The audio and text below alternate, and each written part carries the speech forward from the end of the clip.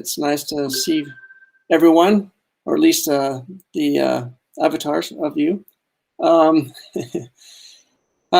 Just wanted to make you aware of, we will have got two next months on.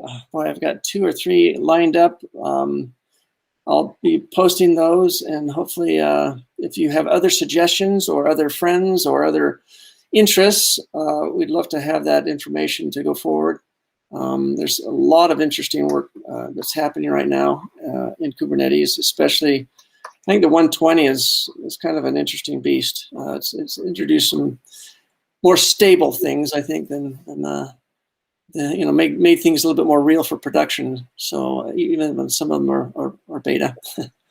Anyways, welcome everybody. As we did last time, kind of wanted to start this little time as an open mic. If there's anything that you've kind of learned or may want to learn about, if you'd like to talk about it. Anybody want to mention anything? Open mic. How many is installed? How many actually is deployed 1.20 Kubernetes? Nobody? Nobody. So what do you guys? 118, yeah. 119. Anybody? 119? 119? No. Anybody using any new features from, let's say, 117 up?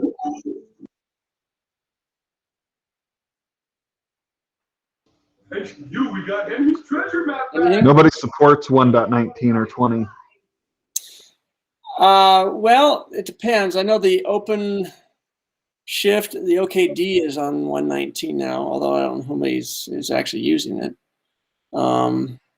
But yeah, you're probably right. Of the major cloud providers, I think 118 is it? Is that right? So, any other nice tools or anything that's been, anybody's had some interesting things happening on the clusters? No?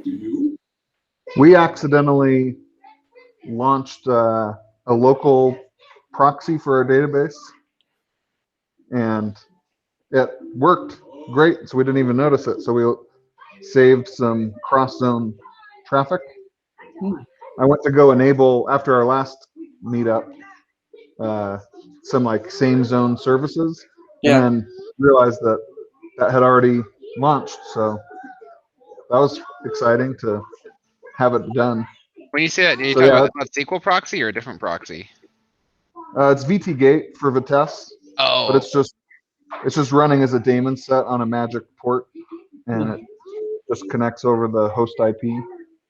So that's been working great. Wow. So you've actually seen a savings in your cross zone? Yeah. Yeah. Well, you have a lot of data too. So. Anybody else? I'm not as cool as Vitesse, obviously, but the Kubernetes operator for Postgres that we were talking about, 1 month, 2 months back, been having some good success with those. It's really kind of nice to just kind of declare, I would like a database with these characteristics. Please make it so, and then it just does stuff. So, 1 vote for running that wherever you happen to run small databases in Kubernetes. Cool. Have you used that in production or just staging and dev? It's technically in production, but like we don't have a lot of users or anything on it, so it's not like I can't say it's production and making us millions of dollars or anything. I'm definitely curious long term, like all those edge cases that occur on databases, how it comes into play with an operator around them, because I'd use it in test and stage all day. It's when it's the money's on the line and you're going to run into some edge case. And yeah, I'm waiting for our next Valero restore to kind of try in because it's all in every cluster, but we're going to do a test restore with Valero, and I'm sure that it will either come back magically or I'm going to have to do some fiddling, and I'll have more opinions then. So are you using? It does take backups. Yeah, I was going to say, are you using the Valero for the actual PBs, the backup, or are you actually using Postgres backup type stuff? We're only using Valero for the cluster level configs and whatnot, and Okay. then it will also take snapshots in EKS of all the EBS volumes. All right. So that will be a thing that it takes care of. Okay. As far as what it will actually do for the database, I'm actually curious whether I need to make an exception in Valero saying don't use that because I'll take more snapshots because the Valero, not scam likely, the operator will take backup snapshots as well Right. for its own sake on a schedule. So I'm doing both, and we're going to see which one does what and just kind of experiment because in dev it's all throwaway, so who cares? Mhm. But yeah, then I'll know in a real live production scenario how reliable I feel about it. Yeah, we've been using Valero with Upbound SaaS and stuff, and then that was actually one of the things that we had to make sure worked with Crossplane walls. Making sure the Valero backups were happy. So Cool. How about Carson? Go ahead. Oh, nothing. I was gonna say we're starting to dig more into Prometheus sharding, and I think Josh is on here, so we're not quite in there yet, and looking into Thanos and some of those other components for how you build a more robust and scalable Prometheus. I'm not far enough in there to really say much, but I've been liking what I see of it so far. I like I may have said this before, but I like the plug and play and the Thanos sort of. Every component does one thing, and you can kind of build your own metrics pipeline as you see fit with all those components. It feels less onerous and less of this like giant mess that Cortex looks like from the outside. So That's cool. we report back once we're farther along there. Yeah, and also, Has anyone looked? go ahead, please, Derek. I was going to ask on the Prometheus side. We've talked about Victoria metrics before. Curious if anyone has started using it. Percona has their monitoring tool that they actually just migrated everything over to Victoria metrics, partially so that they could move towards a push model instead of a pull model. Anyway, so I'm just curious how that, if anyone's had experience. How about Nat's Jetstream? Anybody have any good luck with that? Paul, I'm hacking on that right now. Oh, okay. That's super meta. I was going to say there's Jetstream, I think, supposed to release this month, isn't it? I don't know. Todd would know. He knows all the things about Jetstream. Yeah. They haven't put a date on it yet. It's just soon. Well, at one point, the roadmap was February, right? Yeah. Well, it was supposed to be last year as well. So Okay. I am still using Stan instead, but we're looking to migrate to Jetstream because it's just going to be way better once it has clustering and is a little more stable. But in Mariah's case, it's like, use Jetstream. You don't need 7 servers to talk to each other, and you don't have the scale needs, so you can deal with some rough edges, I think. My case, as in making a Twitch stream about Jetstream, like I literally have no load. Yeah. So it's good. Good. Well, anything else before we start? Well, Phil, let's begin. Again, Phil, thanks for joining us tonight. Why don't we just start with maybe a little bio and where you come from as far as your experiences and Kubernetes, and then with Upbound, and then take off. I asked Phil right at the beginning if he wanted questions during, and he said sure.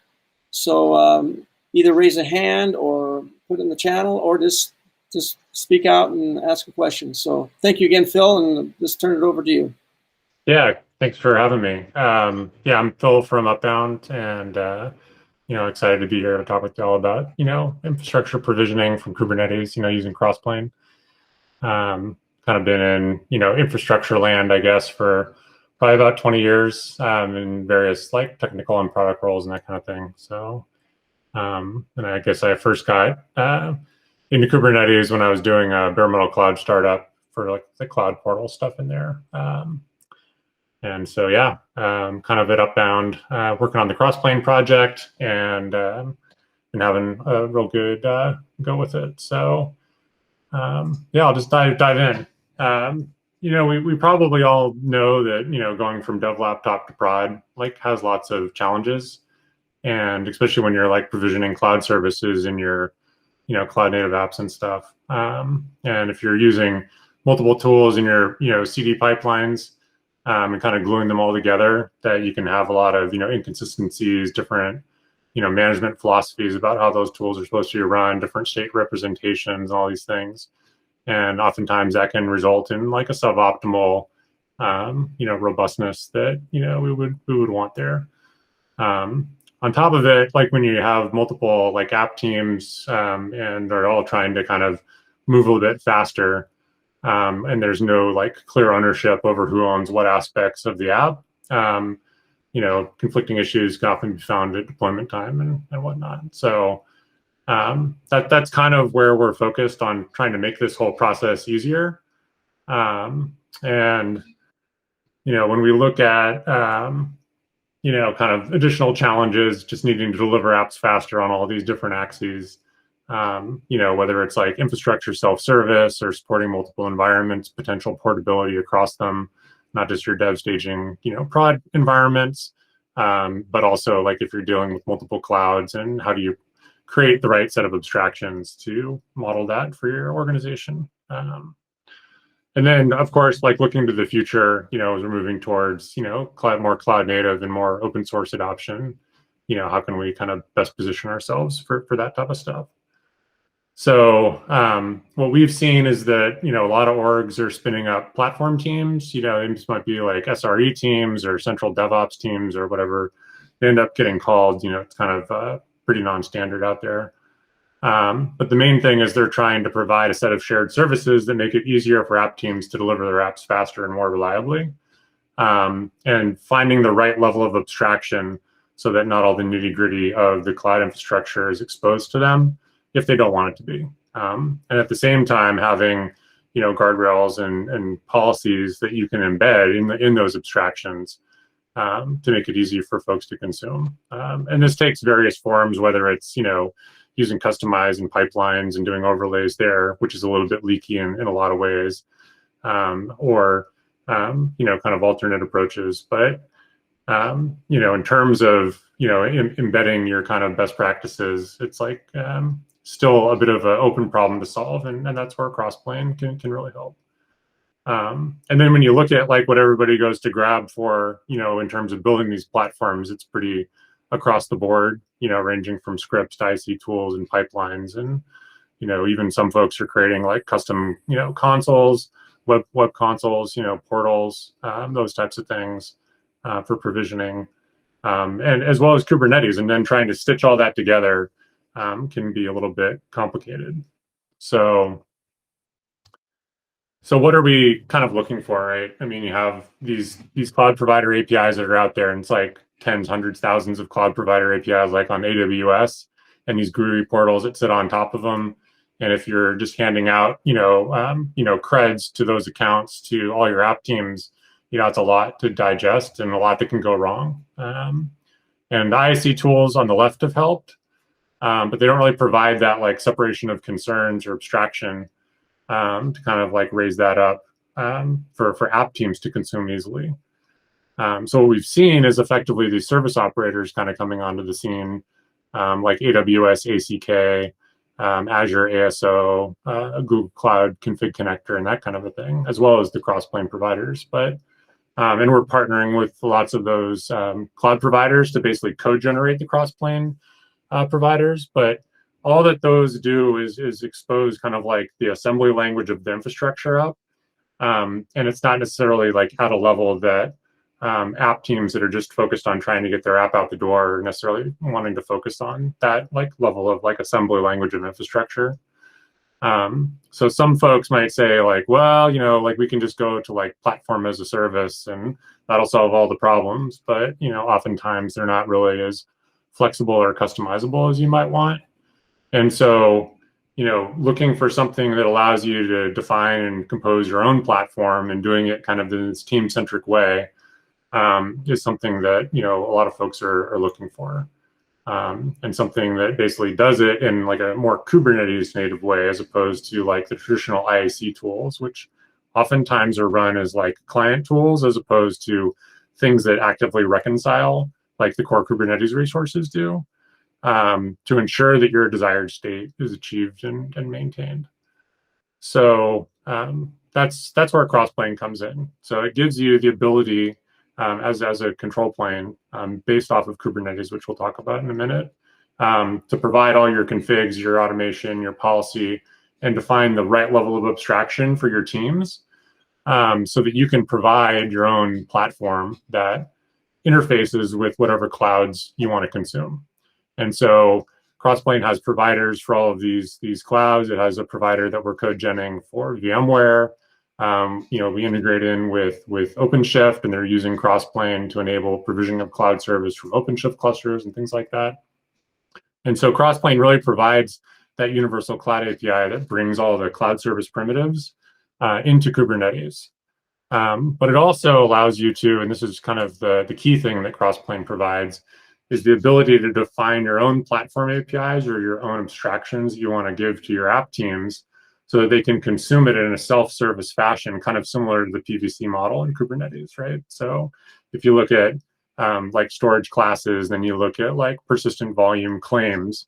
The claim lets you kind of request that, and then it uses the appropriate storage class and bindings and so forth. So we follow a similar model conceptually, and we'll kind of look at what some of these things look like hands-on here in a minute. And so once you've defined your own platform API, then that lets you define your best practice configs. It lets you define your security policies and all the things that you want to kind of encapsulate in your platform definitions, and then just make it super easy for your app teams to consume as Kubernetes resources alongside their deployments and services and their namespaces. And then, of course, all of your CI/CD tooling, your GitOps tooling, Flux, Argo, that'll all work seamlessly, and was kind of a core design tenet of Crossplane. So, Crossplane is based on the Kubernetes control plane. So obviously, like, Kubernetes is great in terms of providing like, continuous reconciliation, declarative model, all these things for the core resources, right? But then it really basically has all this API machinery that makes it really great for, extending Kubernetes and using it as a foundation for, kind of building your own control planes. And so that's really what Crossplane has done. And the key thing there as well is that it lets you just tie into that rich ecosystem of tooling. So if you want to use Customize, or you want to use, Flux or Argo, or you want to use anything that works with the Kubernetes API, it'll just work with Crossplane natively and in an idiomatic way. So, kind of all the expectations around, like labels and being able to match on those and things like that are just kind of baked in as first class things. And we'll talk about what that looks like here in a second. So what this really gets us then with Crossplane is, being able to have this universal cloud API where you could really use Kubernetes to manage anything. We had, one person at Upbound, like controlling his, like garage door with it. There's actually another one where you can like order Domino's pizza with it, right? So it's really pretty flexible as a provider model, and we have like a Crossplane runtime that encapsulates a lot of the heavy lifting for kind of managing external cloud resources as opposed to things that are running in Kubernetes proper, and then bridging that in. So we have things like cross-resource references, which are key for like GitOps support, so that when you have multiple resources, they don't have like deterministic names when those resources are created, but they need to reference each other. Yeah, I'll send you the link. I have it in here later for the pizza. And so that basically allows you to just apply all of your YAMLs at once, and then everything gets stitched together automatically by Crossplane. We have a standardized, spec and status fields, and that includes as well like connection secrets and where they should be written for when like things like databases are provisioned and that type of thing, as well as things like external naming, so that you can consistently name things. This is actually part of our like backup and restore approach that works with Valero as well. so that you can like bring things back in and kind of claim, those resources in the event of a restore. And then all of the lifecycle policies around deletion and that kind of a thing.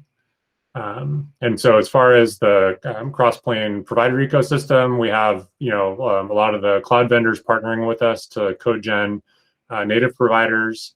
We're actually code genning on top of the Terraform stateless providers. So not the, CLI or the state layer of Terraform, but just the underlying stateless aspects of the providers. And, we're anticipating, full coverage for all the clouds and cloud services in the near future. So that's kind of the overview. When we look at the key use cases for Crossplane, provisioning cloud services from your app clusters is number one. So this lets you basically vend your own catalog of cloud services that you want to provide, the abstractions you want to offer up for your app teams to use, and really just kind of define those as your own claim kinds, kind of like the PVC model. And that can be used, easily consumed, and you get to embed all your best practices and policy configs into those compositions. And so when things are requested via claim, it basically binds to an appropriate composition using label selectors and so forth. And then that'll go and, provision an instance of that composite resource for you. So that's the basic kind of use case, and really kind of one of the core use cases for Crossplane, where you just install it as an add-on into any app cluster, and then you can start provisioning cloud services and create your abstractions there. You can also run Crossplane as a standalone control plane and use it to provision entire Kubernetes environment. So if you want to spin up like a Kubernetes app cluster, with like Fluent and a bunch of other Prometheus and other kind of home charts you want installed on there, and then define all the networking, VPC subnets, security groups, IAM roles, all the things, right? You can go ahead and model those as a composition and then just provision them, and we'll kind of walk through a demo of that. And so that allows you to basically define, if you want a multi-cloud abstraction or a cloud-specific abstraction with all those configs, then that enables you to kind of provision these clusters on demand. And if you want to let, app teams spin them up, they're going to use your best practice configs, and you can define all of that with idiomatic Kubernetes YAML without writing any code. So, and then of course, ordering pizza. So here's the link. Somebody was asking for it. So I'll make sure to send that out as well. So, when we look at kind of like the layers of Crossplane, cloud service primitives are at the bottom. And so we have, providers for, the usual suspects here, AWS, Azure, Google. IBM Cloud just came out with one. They have like 85 services that are available there. We have a provider for Equinix Metal, Alibaba Cloud, and a lot more on the way. We've been talking with some folks in Russia that want to add support for, some Russian cloud providers, and it's, pretty global at this point. So, this is an example of the docs. And so you can go to doc.crds.dev and basically type in any provider and see all the resources that are made available. So these are like the cloud service primitives that, kind of let you use the resources from, the various providers. And we have like 58 CRDs available today with Crossplane AWS 0.16. And we'll be using those in our demo today. So stay tuned for that. So on top of the primitives, you can build your own compositions. And that effectively lets you build your own APIs with what we call XRDs, or composite resource definitions. And so in Kubernetes, there's like, API server. It's got, it's effectively a REST API. When you drop a new CRD in there, you now have a new API type. So XRDs are effectively kind of a meta model on top of that, where you can define an XRD, which is a simplified kind of CRD definition type tool that can generate both the composite, schema, the composite resource, as well as the claim kind. And so we'll look at an example of that in a minute. And so compositions are effectively classes of service for each XRD. And so you get to pick, like what you want your XRDs to be, and we'll kind of look at an example here for provisioning Postgres. It's pretty easy example. And so, you can do it with YAML today. And we're working in partnership with the AWS CDK8s folks to do that with Crossplane CDK8s. That's a project that I'm working on with Alad from AWS Labs, and you can check that out. We actually have a replay video of that from the Crossplane community back in December, and that's a kind of an experimental mode right now. And so effectively, this lets you define your own service catalog in Kubernetes, and it replaces Open Service Broker, which is, yeah.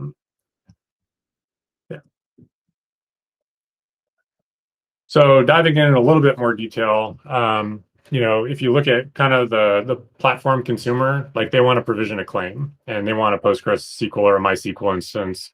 And so, it's like, how do I get a claim kind for them to actually provision? And so you can define an XRD that in this case is called like composite MySQL instance. And then when you apply that, it'll basically create two CRDs for you. It'll create the composite CRD for MySQL, and it'll create the MySQL instance, which is a claim kind. And then that schema becomes available for multiple compositions or classes of service underneath that. So if you have a simple composition where you're just combining like an RDS instance and a DB subnet group and a security group into a composite, you might have ones that are basically replicated, non-replicated, in memory, different types of configs. And those can all be offered as classes of service behind your XRDs. And those are all composed of the resources we just looked at from the Crossplane providers, in this case, AWS. And so we'll be going through an example of that. We probably just switch over to the demo right now. So here on the left, basically, I'm just in my Kubernetes environment. And then on the right, I basically have this connected up to Upbound Cloud, which gives us visibility into all the Crossplane stuff that's running in that cluster. And so if I basically just bring up this claim, so this is basically what the claim looks like. I don't know if everybody can see this or not. Make it a little bigger. And so we're basically just saying, hey, I want to provision a PostgreSQL instance. These are the parameters that I've defined on my XRD schema as the inputs to, my API, and then where I want it to write my connection secret to. So bigger, still bigger, okay.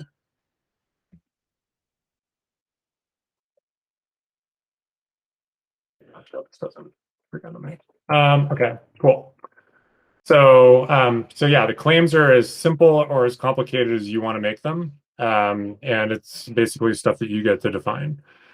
And so if we come in here and just apply this claim, we can see that it's going to go ahead and create the claim instance. That's going to create a composite. And then there's a set of managed resources that are underneath that. And so I can do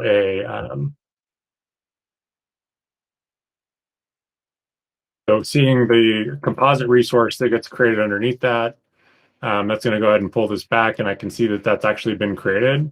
And if I kind of take a look at what's going on here, that should go ahead and show me that it's creating a bunch of managed resources, and it's going to have resource references to them.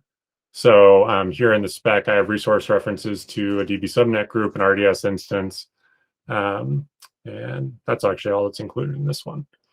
So and then we can see the composition. This is effectively the template that it was created from.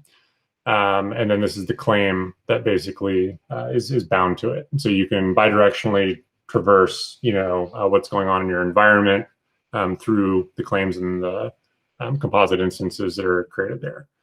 And then if we basically do a they get managed. So Crossplane itself provides the ability to do like a kubectl get manage, kubectl get composite, kubectl get claim, and it'll get all the resources back for that. So in this environment, I've provisioned some networking stuff, and then we can see that it's actually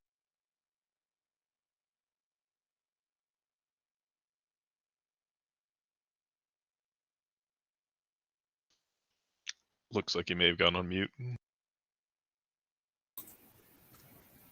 weird. Okay, cool. Thanks for letting me know. Yep, you're good now. Okay, sweet. Yeah, so it's created this DB subnet group, this RDS instance. We can see that The DB subnet group is basically synced and ready, true, which means it's basically been successfully provisioned.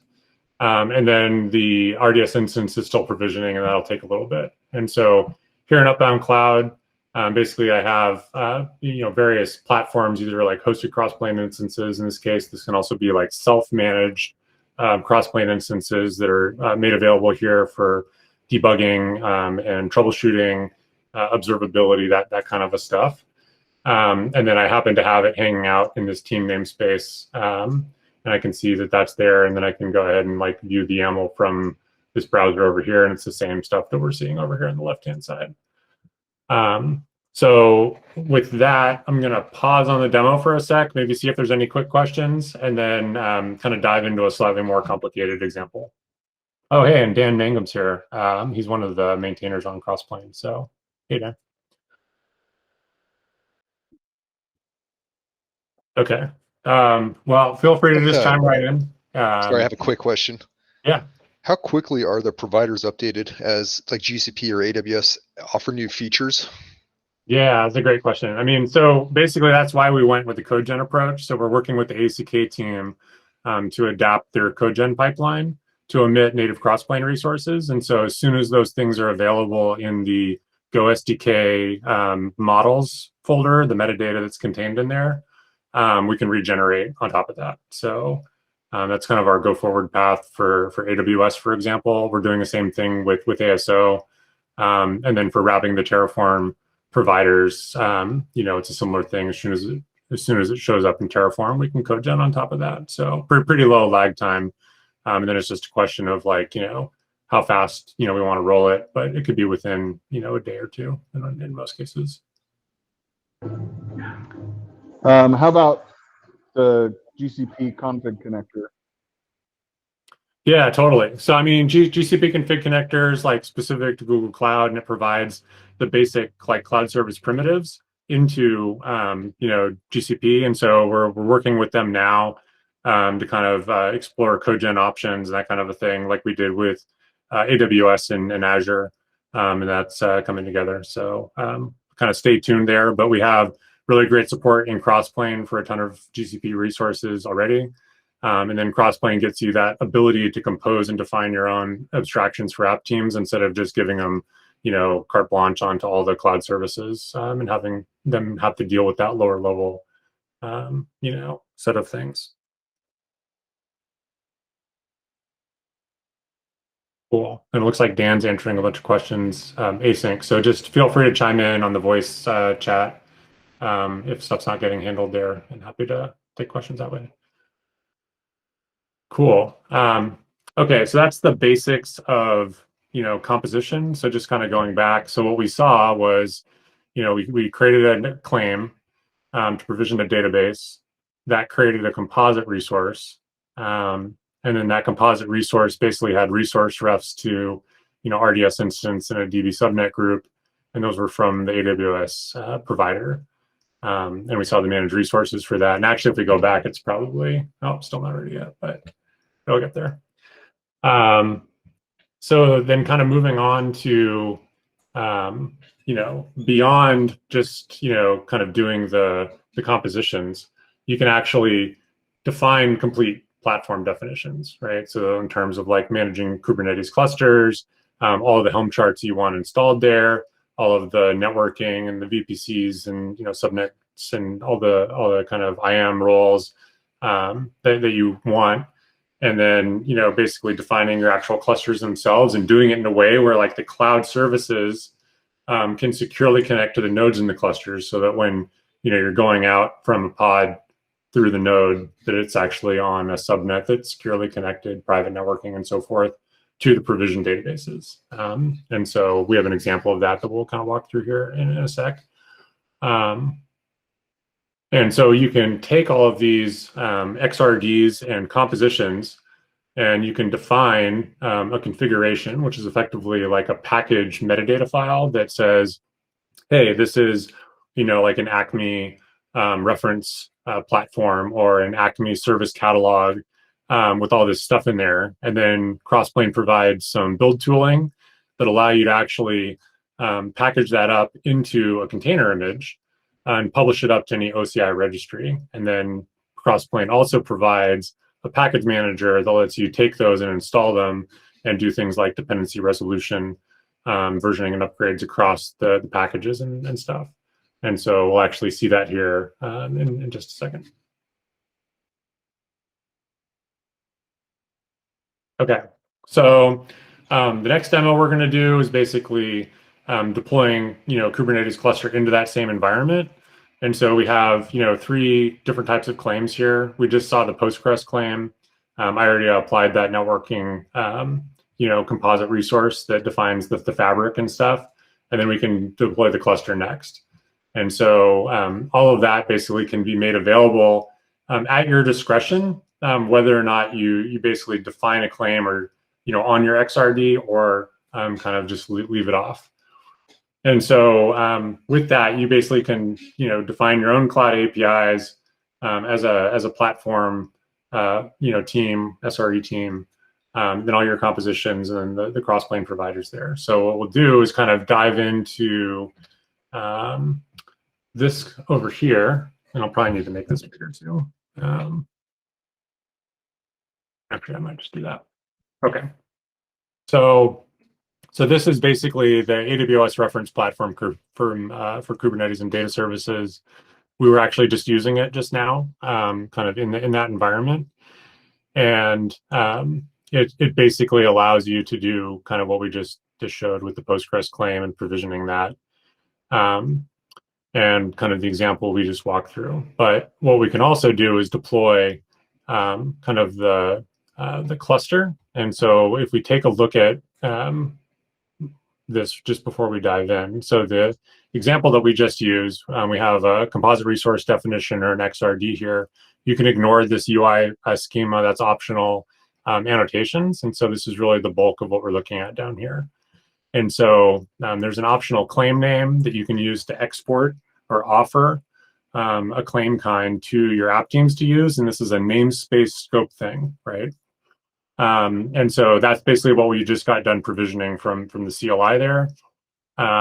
It also defines the names of the XRD itself, in this case, a composite Postgres SQL instance. And so this is going to be a cluster scope thing. And so what that means is that if you only want to define these abstractions for the platform team to create, you don't want to expose it to app teams, you can just leave the claim names off, and then it'll only be available as a cluster scope resource, right?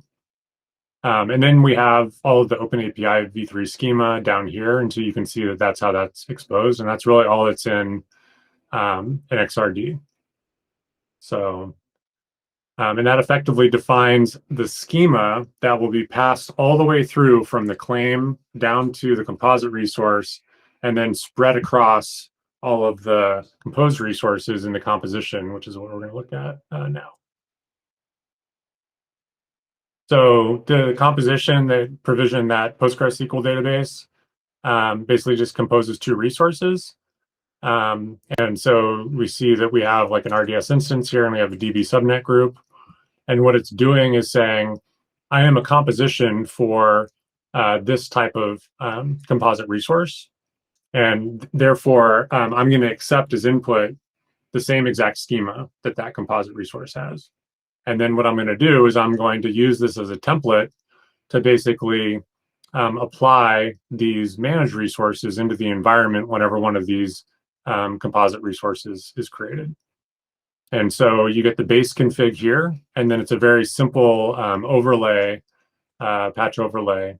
And there's some transform, functions and stuff in here as well that allow you to map the input schema onto each of the target resources. And so you can see here, we have some of the transform functions and the mappings. And so if you like doing this with YAML, it's really great, idiomatic Kubernetes YAML. If you want to do it with TypeScript or Python or other things, we have the Crossplane CDKs project that's basically providing a similar experience that you'd get for other CDKs resources in the Crossplane CDK project that's in Crossplane Contrib. So if you're interested in that, let me know, and I'm happy to detour over there for a minute. So that's basically all that's in this, you know, composition and the definition. If we go and take a look at the configuration metadata file, this effectively just defines some metadata about this, you know, package that you're creating for your platform. And this is actually what can be used to render into the Upbound Cloud UI, but that's totally optional UI metadata, so you don't need to specify that. And mainly what you're specifying is the minimum version of Crossplane that this package is going to depend on, and then all of the providers that it depends on. So in this case, it's going to be depending on provider AWS and provider Helm of these specific versions. And Dan did a great job kind of implementing all of this before we went to 1.0 back in December. And so those are all part of the stable API capabilities that we have in the 1.0 release. And so this has actually been built and published to the Upbound registry. And then we just installed that into our environment. So if we take a look at this, the database has actually come back and is successfully provisioned. If we look at the managed resources, we can see that those have come back now as ready true for the database. So this should transition from ready false to ready true. And then if we take a look at the individual managed resources, we can do that in a second. I'll just grab the RDS instance here.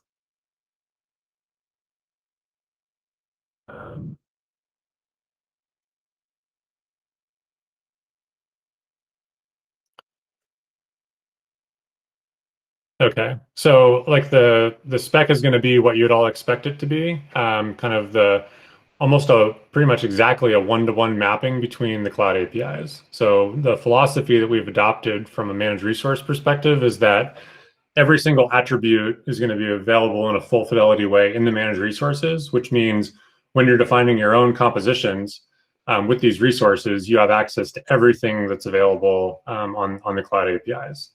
And so this is basically what's been created and applied. And then the status over here has kind of the status of the environment, as well as the status conditions that tell us if it's actually, you know, ready true and if it's synced or not. So with that, we can also use the resources that are in the config to basically provision a cluster. So like if we go back to, you know, our original demo here of like provisioning a Kubernetes cluster, we can go ahead and do that from Upbound to GUI as well, and we can see it then show up in the UI.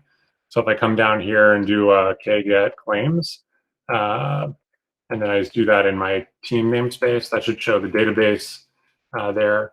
And then I can come in here and actually provision a cluster. And this can be like a self-hosted cluster or a hosted cluster, depending on your preference. And I'll just call this, you know, cluster 1.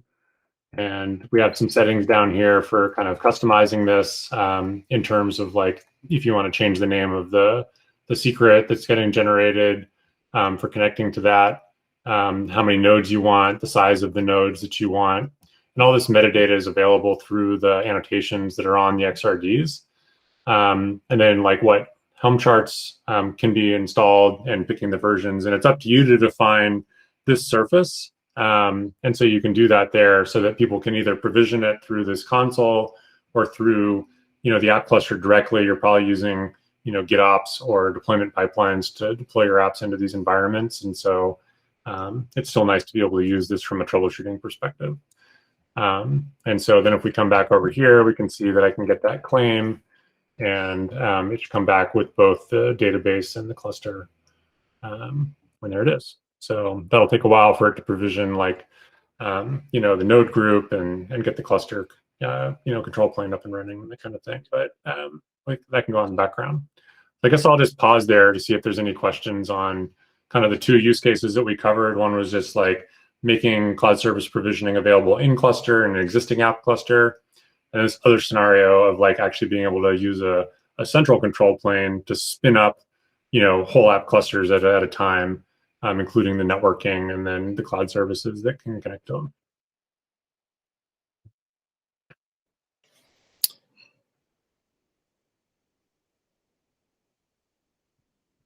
So, Phil, this is Paul, are you seeing this last capability as a kind of a alternative to KubeADM or COPS or all of those? Or is that what you're thinking, or is it more of a how are you positioning it? I guess. So it'd be kind of like so for starters, we're actually provisioning the actual like EKS or GKE or AKS, right? And so we're not provisioning, clusters and configuring them on EC2 nodes and stuff like that. And so there's kind of like that layer of abstraction. We actually are looking at, using Crossplane as a provider underneath Cluster API, which is kind of in that space, right? Where, you can use it to provide, a more dynamically composed and customized set of infrastructure for those, Cluster API managed clusters to run on. And so Dan's actually working with Cluster API upstream on that. But really what we're looking at here is being able to define like a complete configuration, not just the cluster itself, but also like all of the components that you'd want installed onto that and all of the cloud infrastructure that's needed to run that. And so from that perspective, it would be like an alternate way, a more Kubernetes native control plane way of spinning up those clusters. And you could also use GitOps to deploy those configurations, with those claims, as well as the definition of those compositions of those platform configurations. So yeah, there's a lot of advantages to doing it with Crossplane, and it's maybe at a slightly different level than some of those tools, but hopefully that helps. And Dan, if you want to jump in, feel free. So maybe just then, as far as cloud resources, is it? Do you have a layer that's kind of cloud agnostic, meaning I want this to be a declarative statement of my cluster no matter where it is, plus, I want a database, but I don't care if it's an RDS versus something else? If that makes sense. Yeah, so I'm just going to bring this up. Hopefully this will be big. Yeah, so this is another example that kind of, if you do want something that is more multi-cloud, that you can use the same abstractions, and then, in terms of looking at the cluster itself, the definition for the cluster is like, hey, I have, an Acme cluster, and it's backed by a composite cluster, and here's the schema that I want to expose for that.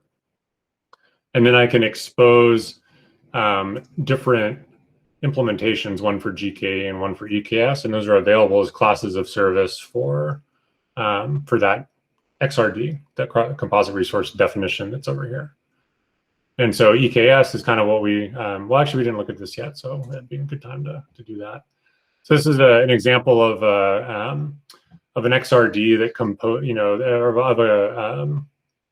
this is an XRD that basically defines the EKS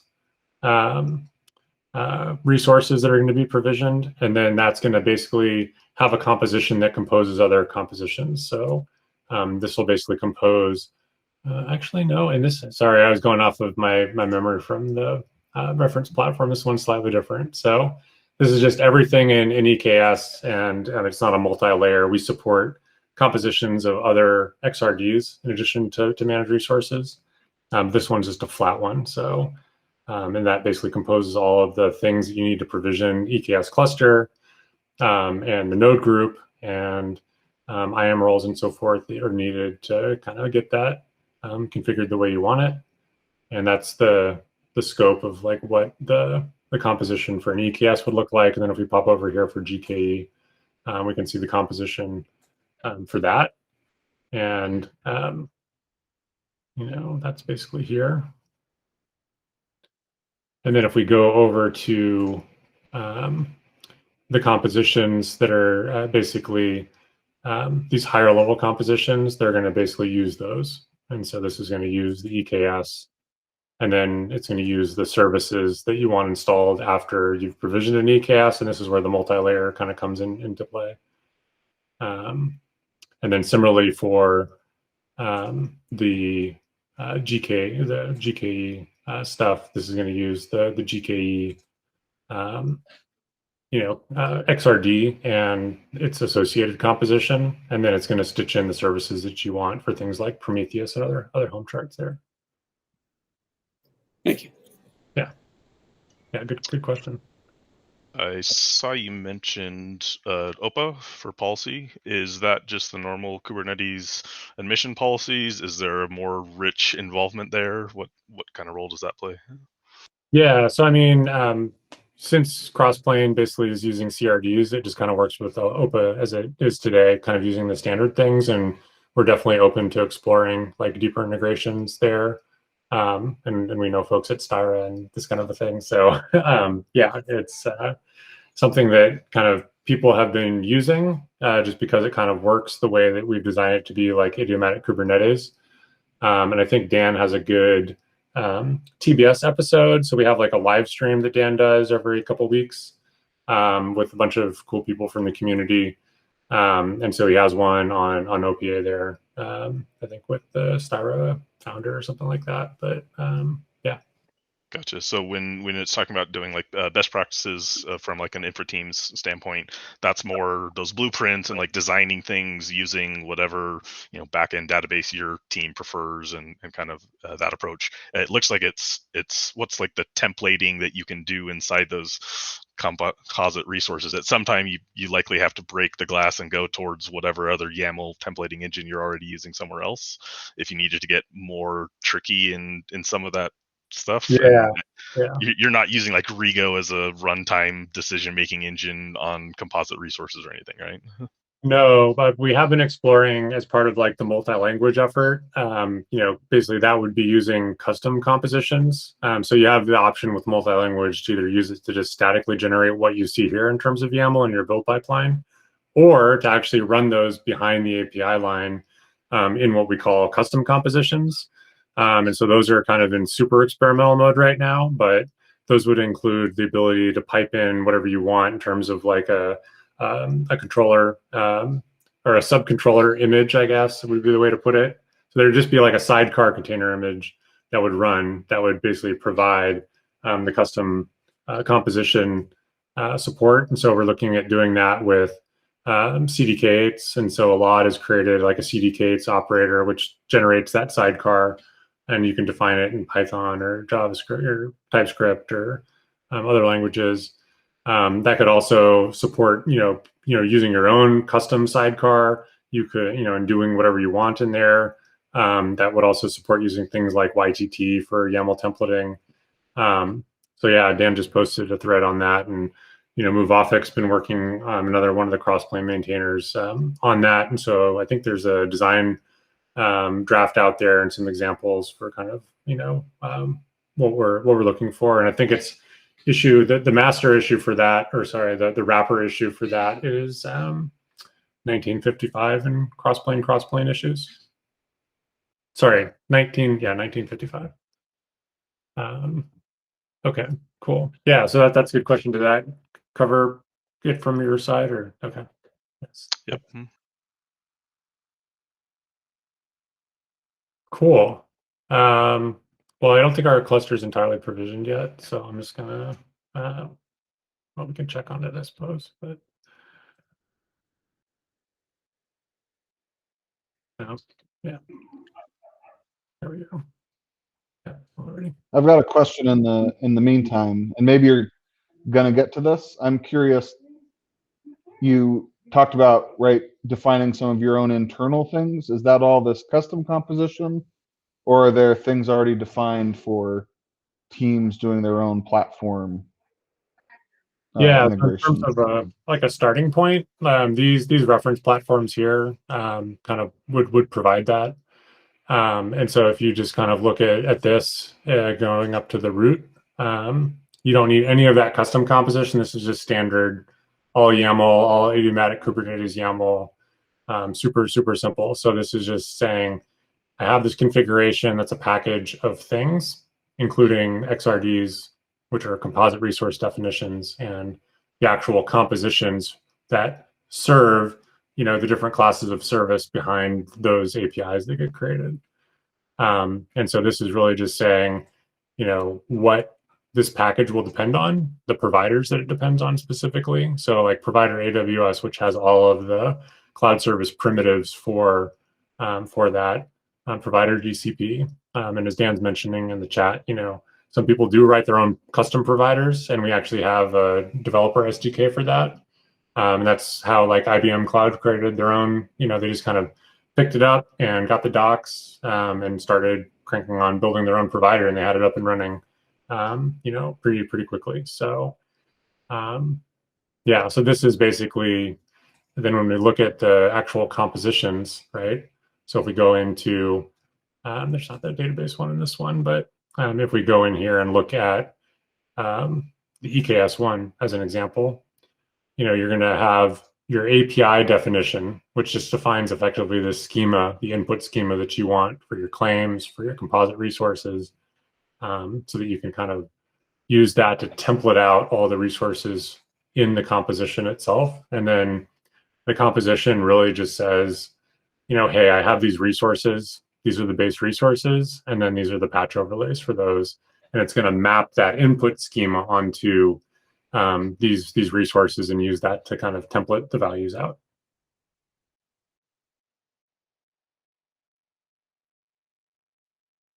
Hopefully that answered the question. If not, I'm happy to take another stab at it. Let me know. I think it was more maybe on that custom provider line, the composition stuff's cool for like the built-in providers. Right. But I thought on one of your first slides you'd mentioned, right, defining your own internal APIs or platforms or services. Oh yeah, well that's the super cool thing, is that instead of having to write code, when you come here and you say, I want to define a new composite resource definition, this will generate two, well, only actually one, we don't have claim names here, but it'll generate a CRD for you, and it'll make that API available via the Kubernetes API. So in this case, you don't need to like write custom code. You can just, create this YAML and then create a composition, and then a new API type will be available for your app teams to consume. So this is effectively like the set of templates that you can offer up through the Kubernetes API, and you can define the exact shape of like how permissive or constrained you want the API surface to be when you decide how you want to define the definitions for the resources you want to effectively offer through the Kubernetes API to your teams. But for like defining new cloud resources, so like if we come over here to doc.crds.gov and we'll just take a look at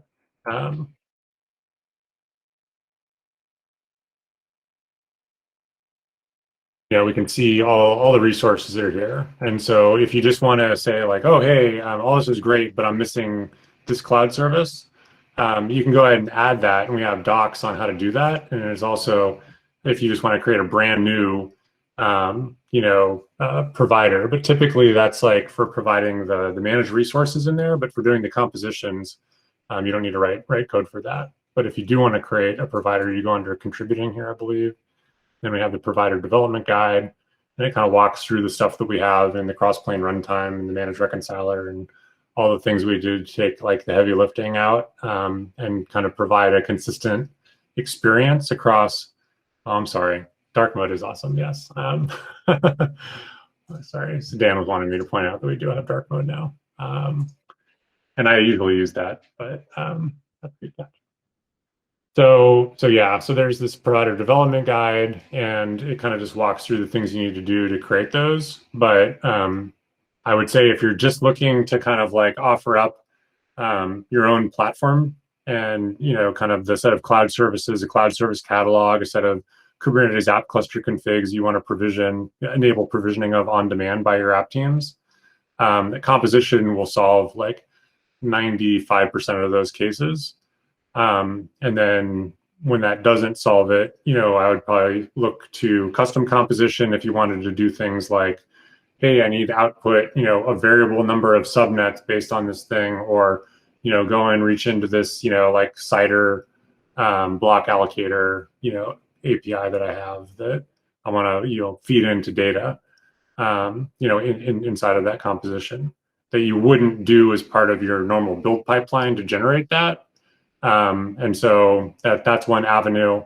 But I would say that the provider docs here, they're really focused around just like how you can bring existing cloud APIs into Kubernetes, or any API for that matter. And that's really what Crossplane's focused on the provider layers, how to make that easy. And then the Crossplane runtime has all those facilities that's covered in this doc here. And Dan, if you want to chime in on anything else, feel free. What about managing existing cloud resources, right? So if I wanted to migrate to Crossplane. Yeah, that's a great question. So, I mean, if you come over here to the introduction and then you go to manage resources, there's a section in here for external name.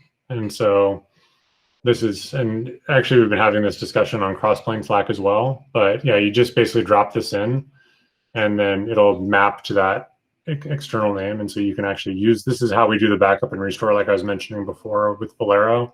And so these external names get generated.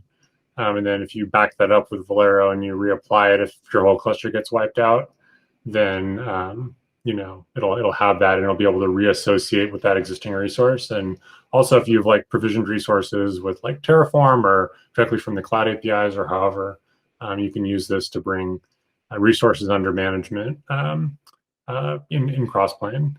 And then we're also having an issue for doing like observe only resources in cases where you want to reference like a VPC or really more like a subnet typically from like your RDS instances DB subnet group, and it's like I want to map that in. And so having like the ability to import an observe only resource would let you do that. But right now we don't support that just yet. Okay, so when you map an existing resource in, does it pull all of that resources, all of its attributes and everything from the cloud provider's API? No, not today. I mean, we are exploring ways to kind of make that easier. So it's your responsibility to like populate the fields correctly.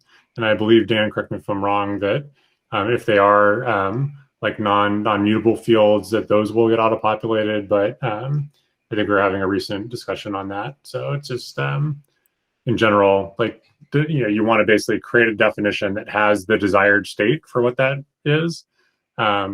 And then use the external name. But yeah, Dan's here, so he can comment on that. Yeah, that's pretty much it. If you want something that's eventually consistent, and also has a reconciliation approach, it's hard to have like a do this until you've acquired the full state and then start managing it based on updates I want to make. However, what Phil was mentioning with those observe only resources, you can imagine that we could use a system like that to assume control of a resource. So, basically populate it with its current state, and then switch that flag from observe only to actually actively managing. And then your spec is currently populated at that point. Cool. Yeah, thanks, Sam. Do you see people combining this then with Terraform and Pulumi or other infrastructure as code products, or is that more of a transition period as they're going between them? It does seem like unless you had that kind of observe only, they may not work well together. But then there are a lot of holes, like you can't create a project in GCP yet or an account in AWS, so you kind of have to either build a really complex custom provider to handle some of those, or assume you still have both. Yeah, you have actually multiple options. So like you don't have to have the observe only resources to reference the name of that subnet. Like you can still do that if it's like in a separate resource. So we have like cross-resource references, and then those can just have like the name of the resource ID itself, or it can have the Kubernetes resource ID. So it's like name versus the Kubernetes name. So it can reference it either way. It's just when people are kind of doing it in compositions, they want everything to be all in Kubernetes, and so that's kind of like taking that to the next level. But it's definitely possible to do that, today. And then as far as Terraform goes, there's like different layers to Terraform. So, as far as like Terraform has a Kubernetes operator. So like, yeah, you can use the Terraform Kubernetes operator if you want to provision Crossplane resources, right? And that's like, using Terraform as a CLI tool. In terms of like existing Terraform provisioned resources, you can like migrate them, and that's what we see a lot of folks doing because they want something that's more Kubernetes native and not having this kind of impedance mismatch. And so that's what a lot of the Slack discussions are right now is like, hey, like, how do I migrate this stuff? And then there's, of course, what we're doing like with the stateless Terraform providers and cogening Crossplane providers on top of that, that basically like include in the provider controller image, that stateless Terraform provider.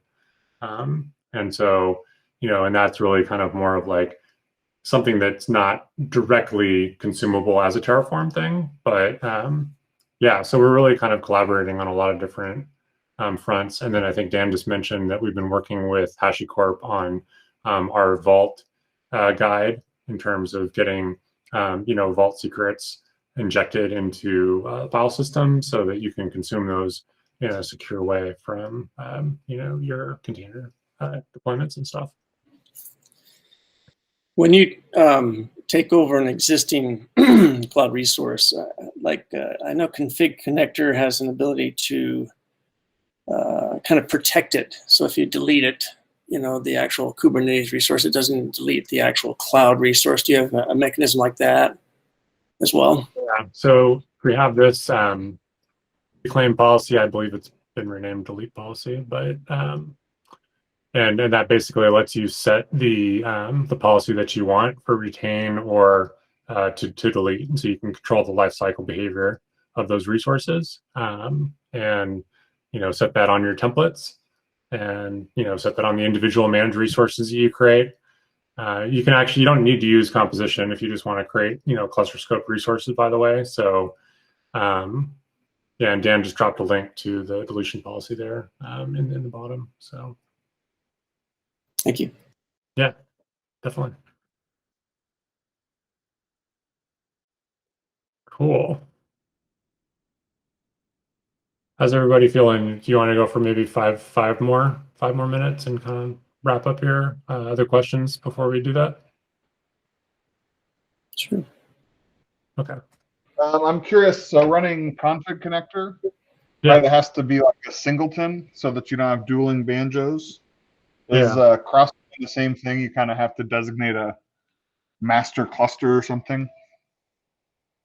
Yeah, I mean, we're running in cluster and we just added like leader election, so that you can support, and I believe that's via the controller config, but Dan's on the line, so he might be able to take that one. Yeah, for sure. So, if you have two different clusters that are, completely isolated and Crossplane running in each of them, obviously you could run into conflicts if you tried to, provision an RDS instance from both of them with the same name or something like that into the same AWS account. However, running like multiple instances of Crossplane for, high availability and that sort of thing is no problem. As Phil mentioned, the leader election is supported for Crossplane and all of the providers as well.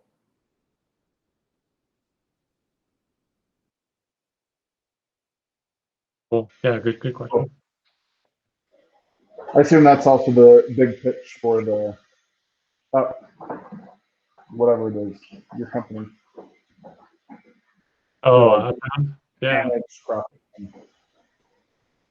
Yeah, I mean, so Upbound's really focused on just kind of providing, a couple of key things. So you have the ability to kind of, view and manage all your, Crossplane deployments for troubleshooting, for debugability. We also have like a hosted Crossplane offering, so you can kind of either, run self-hosted Crossplane in your environment and then, link that back up, or you can run hosted Crossplane if you're interested in more of like the central control plane kind of use cases. Yeah, and then of course, like if you want, enterprise support or stuff like that, we got a really great team of folks that are deep on Crossplane, and so that's available as well. But yeah, Crossplane's got a really great kind of open source community around it right now with maintainers from multiple different orgs, and it's growing really fast. So super exciting times. Okay, well, I'm gonna try and wrap up here because I know it's kind of getting perhaps a little bit on. So the configuration package that we've been using has actually been published to the Upbound registry. So this is like a free registry where we kind of publish those things. And so if we just pop over there real quick, you can kind of see the providers that are visible here, and then all of the platform configurations that we were just looking at. So you can use those to kind of kick the tires with and check those out. And then we have, really great kind of traction, a lot of adopters.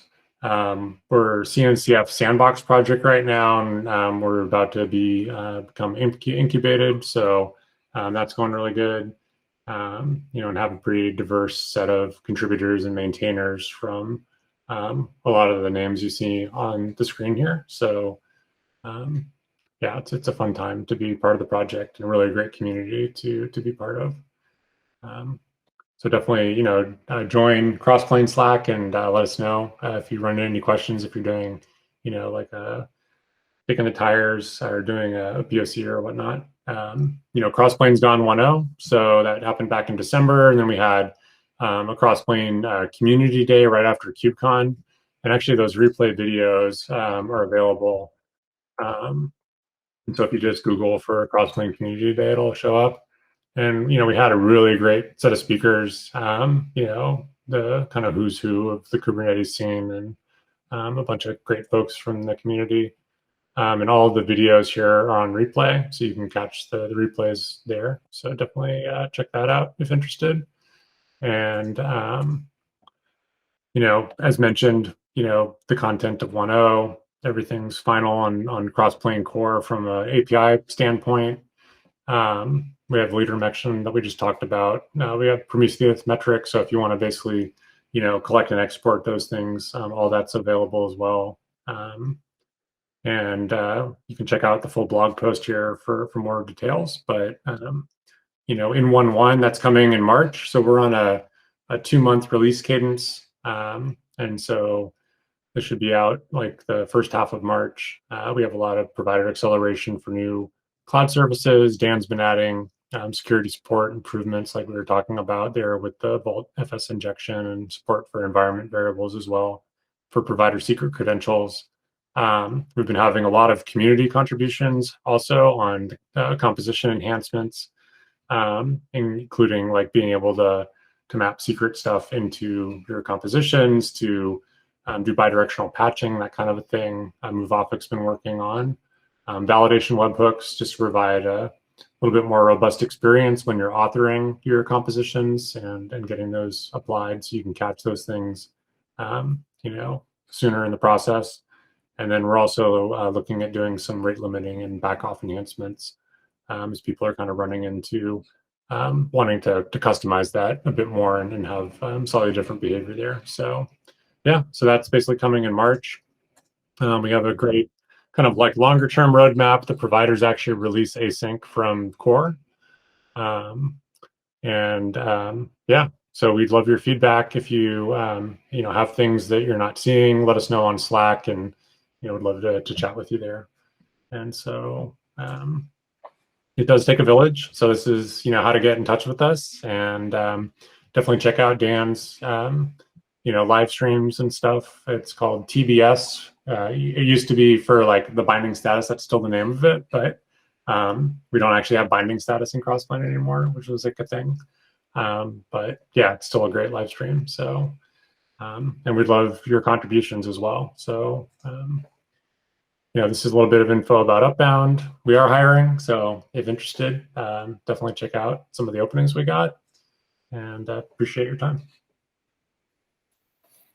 That's great, Phil. Appreciate it. And also, Dan, thank you for joining. It's nice to have you both. Any last questions from anyone? Comments? Yeah, I mean, you could go on and on. This is huge. Yeah. So someone actually just asked if we had a GitHub provider, and I just wanted to show one last thing. So we have Crossplane contrib, and so we have like a ton of really cool stuff that hasn't made it into like the main Crossplane org yet. So you can actually check out like the Crossplane CDKs project, the Terraform provider cogen that Casey's working on, Palo from IBM. This is where the IBM cloud is being incubated. Provider Helm's being incubated here as well. Yeah, so there's just a ton. This one's actually Vishen's working on this one for Provider SQL for actually provisioning databases on top of that. I'm pretty sure if I keep scrolling down, I'm going to find the GitHub one. I think Dan was the one that actually worked with them on that, but oh, that's a GitHub. We have two different versions of the GitHub one. One of them for the link that I dropped in there for KubeCon, and then one that's actually more legitimate. So let me know if you're looking to use it in a production setting. Yeah. Well, thank you very much. I'm sure there's plenty of questions that people might have after we start playing with this, and maybe invite you back as things evolve. It sounds like, I mean, when I first thought about this, or Crossplane, I had a complete different view of it, because I can see how broad you could make this. It's almost like a operator on drugs. I mean, it's just like you could do so many different things with your compositions and such. So anyways, thank you both. If anyone wants to stay on later, that's fine, and mingle. But again, Phil, Dan, appreciate you very much. And if you're in Utah, come on skiing. We have great snow. Of course, you have a little snow out there in Seattle, but snow's better in Utah. You definitely have the best snow in Utah, I will have to say. Yeah. Well, I would be remiss if I didn't say that I'm a huge Utah Jazz fan, and this streak is incredible. So I don't know if there's any other Jazz fans. I live in St. Louis, Missouri, but anyway, yeah, congrats on the streak. Yeah, thanks. I hope it continues. Okay. Yeah, me too. All right, thank you both. Yeah, thanks, Paul. Thanks, everybody. All right, bye-bye.